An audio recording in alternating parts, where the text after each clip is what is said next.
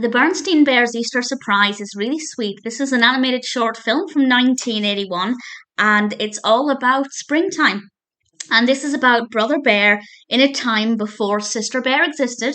And he asks his parents about spring and they talk to him about what spring involves. And the father is very much fixated on the chocolates and Easter bunnies and Easter eggs, whereas Mother Bear is a little bit more about newness. And there's a very specific Sister Bear related reason for this.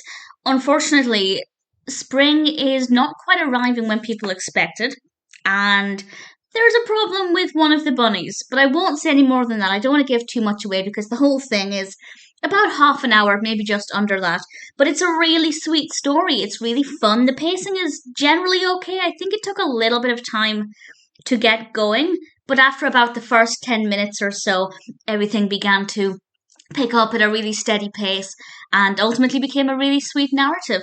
The animation is gorgeous. One of my favourite moments is when Father Bear is describing, or Papa Bear as he's called, he's describing Easter to Brother Bear, and we see all of these Easter eggs on the screen, and it's stunning, it's beautiful, and I really loved Brother Bear's curious personality, and it was a really great way to share information about Easter and springtime and the seasons.